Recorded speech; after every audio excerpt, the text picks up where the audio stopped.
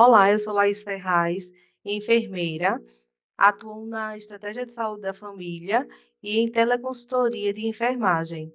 Estou aqui hoje para falar sobre o Dia Mundial de Combate à Diabetes. É uma data em que o mundo inteiro, né, se mobiliza com ações de prevenção e alerta para essa doença que é tão silenciosa. E aí vamos para os slides. Começando, eu trouxe alguns itens, né, para suscitar o nosso debate, o conhecimento da diabetes, o tamanho do problema na nossa sociedade, os fatores associados e as complicações correlacionadas e o tratamento do diabetes, propriamente dito. Vamos iniciar falando sobre o metabolismo normal da glicose, ou seja, uma pessoa que consegue metabolizar a glicose normalmente. Ou seja, ela se alimenta, esse alimento ele é digerido, ele é quebrado em proteínas, gorduras, carboidratos, vitaminas. Os carboidratos, eles são absorvidos e quando estão na corrente sanguínea, eles sofrem a ação da insulina, né, para que eles possam entrar na célula e cumprir a sua função de nutrição celular. Então, à medida que a glicose entra no sangue, o pâncreas ele vai liberando a insulina, certo? E aí essa insulina, ela permite que a glicose entre na célula, né? E essa célula possa produzir energia. E agora vamos adentrar no funcionamento alterado, que é a diabetes mellitus propriamente dito, certo? É um grupo de doenças caracterizadas por elevação crônica na glicose no sangue. A hiperglicemia mantida, que é o que a gente chama de hiperglicemia crônica, né? Quando a glicose sobe, por um período, né, prolongado de tempo, pode causar prejuízos em diversos órgãos, especialmente os olhos, rins, nervos, coração e vasos sanguíneos. E aí, apresento para vocês os tipos de diabetes: diabetes tipo 1, tipo 2, diabetes gestacional e outros tipos, né, que são decorrentes de alterações genéticas, cirurgias, entre outros. Diabetes tipo 1 é uma doença autoimune onde o corpo para de produzir insulina. Como é que isso acontece? As células das ilhotas de Langerhans, elas sofrem destruição, certo? Então, não consegue seguir a produção da insulina. E aí, a glicose não consegue realizar sua função dentro da célula. Do diabetes tipo 1, os pilares fundamentais do tratamento do diabetes tipo 1 é a insulinoterapia, é o carro-chefe, é a parte central do tratamento DM1. Mas não podemos esquecer nem negligenciar as ramificações, né, que vão complementar esse tratamento. Automonitorização da glicemia, certo? Hoje já temos, além do glicosímetro, sensores, né, evolução tecnológica que ajuda bastante. Cetonúria, que é o aumento de corpos cetônicos na urina, mudanças no estilo de vida em relação à dieta, programas de atividade física e educação em diabetes. O que seria essa educação em diabetes? Está voltada para o autoconhecimento, né, do seu organismo e o conhecimento da diabetes. Como é que funciona a fisiologia, né? Como é que funciona, o que é que está acontecendo com o meu corpo, né? Então, o paciente precisa se autoconhecer. Já a diabetes tipo 2, diferentemente da 1, ela é uma doença que ela vai abranger diversos órgãos, né? É uma doença que mais comum, né? E que ela vai perpassar por vários órgãos. As células beta pancreáticas, né? Que diz respeito à redução propriamente dita da produção de insulina, a redução do efeito incretínico, né, que é um hormônio do intestino, que ele está relacionado com um alerta, ele sempre está alertando ao pâncreas quanto a essa quantidade de insulina, as células pancreáticas, certo? Ou seja, em relação à secreção de glucagon, que é um contrarregulador da insulina, a produção hepática da glicose, disfunção neurotransmissora, e aí vale ressaltar a questão de não conseguir sentir saciedade, ou seja, são vários distúrbios alimentares que estão relacionados a isso. Redução da captação de glicose é o que nós chamamos de resistência insulínica, quando há uma dificuldade, né, dessa produção diminuída de insulina, de chegar mais nessas células mais periféricas, certo?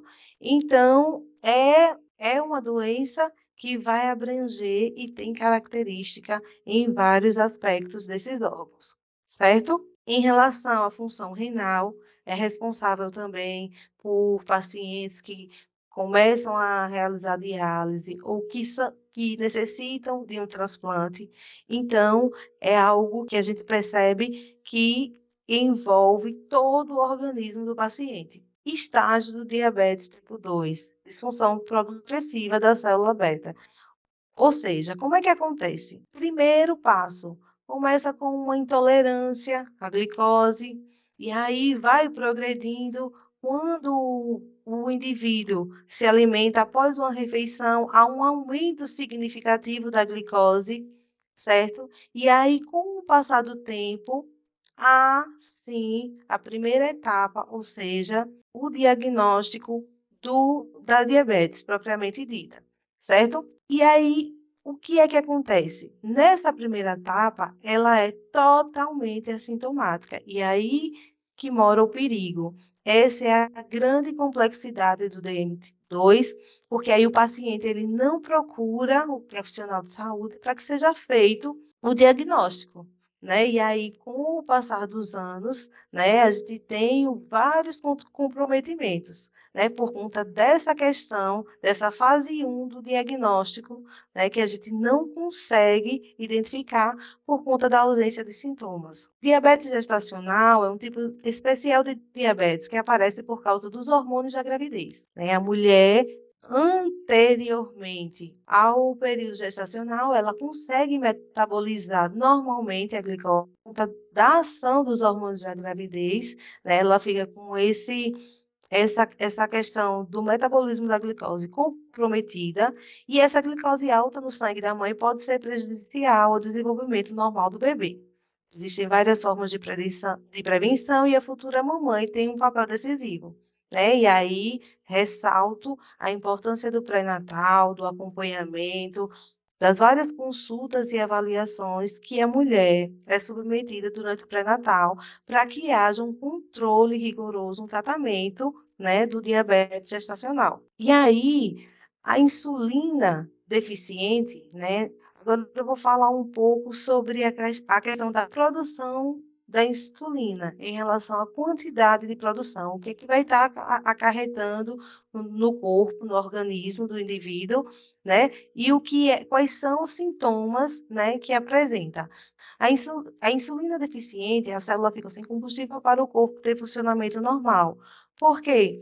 Porque, como eu falei inicialmente, né, como não tem a insulina, ela não consegue, a glicose não consegue adentrar na célula e fazer a sua função, certo? E aí a gente consegue identificar urina frequente, perda de peso, e uma fome frequente. Por quê? Porque ao se alimentar, a pessoa não consegue, né, utilizar aquela energia, né, que poderia estar sendo utilizada do alimento que ela comeu.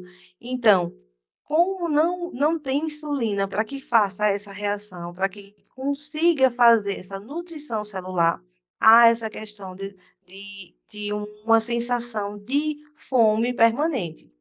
A resistência à atuação da insulina, sintomas gerais ou assintomáticos. O aumento do apetite, infecção, é quando a insulina ela não consegue fazer o seu papel nas células mais periféricas. Complicações agudas do diabetes mellitus, cetoacidose diabética e coma hiperosmolar. E aí eu coloquei em destaque por quê? Porque são casos mais graves, né? De uma glicose muito acentuada, né? E que exige um atendimento bem criterioso, né? uma hospitalização do paciente e é um estágio bem crítico que precisa ser bem monitorado. A glicose muito elevada, urina e sede em excesso, desidratação, confusão mental, podendo chegar ao coma e até o óbito. Hiperglicemia e também a glicose muito baixa. O corpo não consegue funcionar, geralmente decorrente de erros do tratamento, crise de fome, sudorese fria, tremores, confusão, agressividade, podendo chegar ao coma e até o óbito.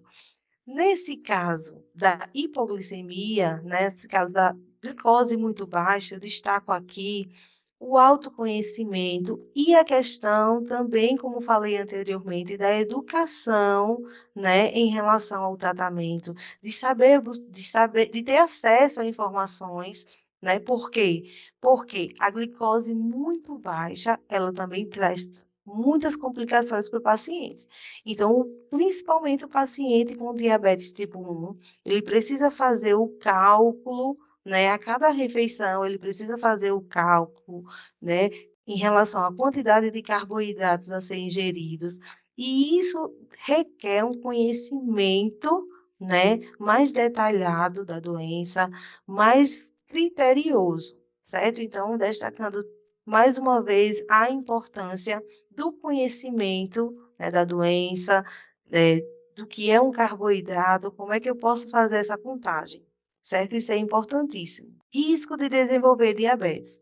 A história familiar de diabetes, idade maior do que 30 anos, diabetes mellitus gestacional, ou seja, a mulher que no período gestacional ela passou, né, por esse período com diabetes, né, depois ela tem um risco aumentado de desenvolver a diabetes. E a hipertensão, certo? Esses 4 fatores que eu citei aqui, eles são os fatores considerados imutáveis, né, que são já estabelecidos. E existem também fatores associados ao estilo de vida. E esses, sim, dependem do nosso posicionamento, né, da nossa força de vontade, porque diz respeito a sobrepeso, obesidade, sedentarismo, estresse, má alimentação, gorduras e ultraprocessados, ou seja, diz respeito a estilo de vida, às escolhas que a gente costuma fazer no cotidiano.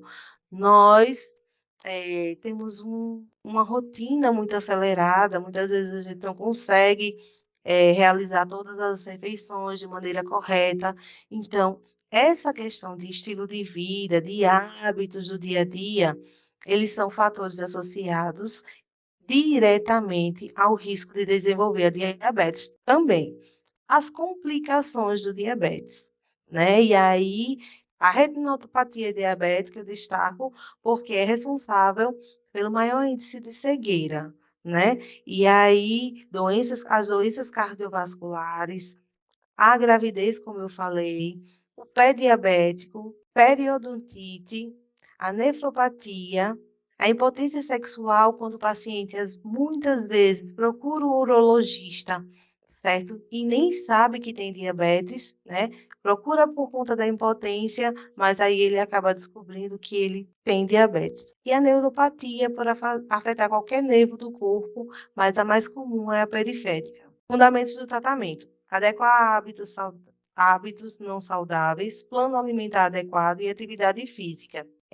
Isso diz respeito à questão do autocuidado, certo? O paciente que ele é diagnosticado com diabetes, seja o tipo 1, tipo 2, diabetes gestacional, ele precisa estabelecer metas que sejam possíveis de ser cumpridas, né? Dentro da realidade do paciente. Se é um paciente que trabalha, necessita trabalhar o dia inteiro, mas ele precisa, dentro da sua programação cotidiana, inserir, certo? Inserir algumas regras que ele possa cumprir, respeitando seus limites corporais, respeitando a idade, respeitando o comprometimento por conta de outras patologias, mas dentro desse contexto, o indivíduo precisa se posicionar, certo?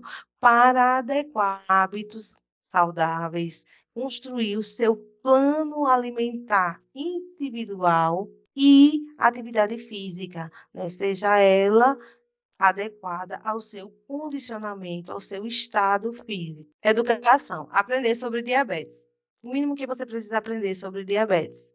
Então, é o conhecimento mínimo para que você possa conviver, né, com diabetes, já que é uma doença que não tem cura, né? Tem tratamento, tem controle, mas não tem cura. Então, o paciente ele precisa, hoje nós temos acesso mais fácil, mais facilitado aos meios de comunicação. Então, o empoderamento, ele parte, né, do acesso à informação, né, das dúvidas e do conhecimento do que acontece, como eu posso prevenir, como eu posso tratar, como eu posso melhorar minha qualidade de vida. O autocuidado, né? Essa mensuração diária, né, de contagem de carboidrato, né, para quem tem o diabetes tipo 1, que precisa fazer essa mensuração a cada refeição, né, e que faz uso de insulina obrigatoriamente. Então, é importante que tenha o controle,